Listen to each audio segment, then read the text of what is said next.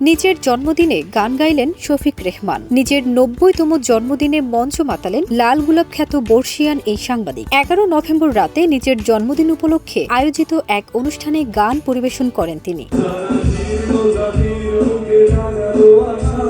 ওয়ালটনের পণ্য কিনে জিতে নিতে পারেন নগদ ২০ লক্ষ টাকা। Double million offer! Walton fridge কিনে পেতে পারেন ২০ লক্ষ টাকা। রয়েছে কোটি কোটি টাকার নিশ্চিত উপহার।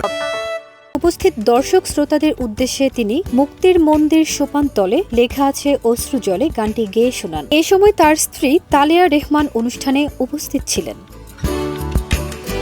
শফিক রেহমান একজন বাংলাদেশী সাংবাদিক, রাজনৈতিক বিশ্লেষক, টিভি উপস্থাপক ও লেখক। তাকে বাংলাদেশে ভালোবাসা দিবসের প্রচলক হিসেবে মনে করা হয়। তিনি ১৯৭১ সালে বাংলাদেশের স্বাধীনতা যুদ্ধের সময় ইংল্যান্ডে বাংলাদেশের পক্ষে বিচারপতি আবু সাইদ চৌধুরীর সঙ্গে কাজ করেন।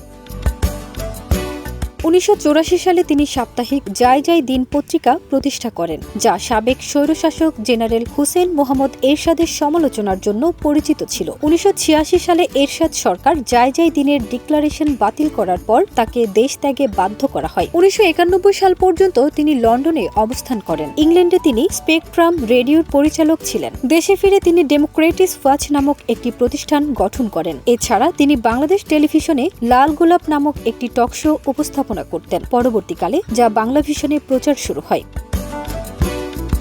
২০০৯ সাল থেকে তিনি মৌচাকে ঢিল নামে একটি সাময়িকীর সম্পাদক হিসেবে দায়িত্ব পালন করেন। ২০১৬ সালের ১৬ এপ্রিল সাবেক প্রধানমন্ত্রী শেখ হাসিনার পুত্র সজীব ওয়াজেদ জয়কে অপহরণ ও হত্যা চেষ্টা ষড়যন্ত্রের অভিযোগে তাকে গ্রেপ্তার করা হয়। পরবর্তীতে তিনি জামিন লাভ করেন। ফারজানা নিকিতা, দেশ রূপান্তর।